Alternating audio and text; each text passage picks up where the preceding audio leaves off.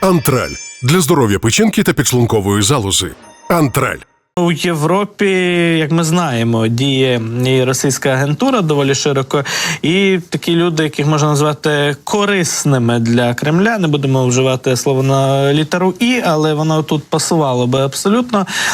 От новий приклад того, що є люди, які, можливо, навіть із власних політичних переконань Росії підігрують, не усвідомлюючи цього, але, знову ж таки, ними можуть керувати, як і Ілоном Маском, трохи інші мотиви. Приклад полягає в тому, що в Німеччині ліві екстремісти взяли і підпалили будинок, дачний будинок, не той, в якому постійно мешкав, але дачний будинок глави збройової компанії Rheinmetall Арміна Папенгера.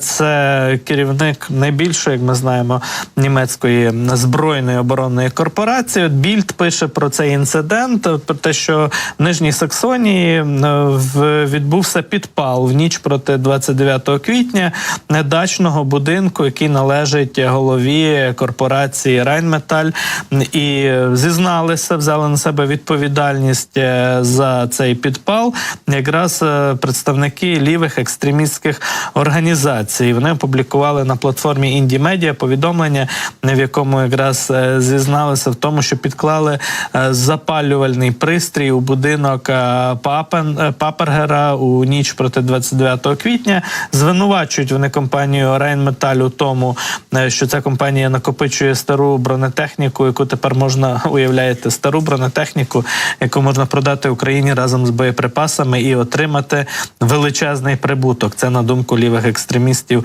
цих лівих активістів, чи як вони себе називають, величезний злочин, за які отак треба карати підпалами нерухомості. Також пишуть, що Rheinmetall, ці радикали пишуть, що Rheinmetall планує, виробляє і вбиває не лише в національному масштабі. Німецька поліція проводить розслідування цього підпалу. Ми знаємо, що, зокрема, і Папергер відвідував раніше Київ, зустрічався минулого року з президентом Зеленським.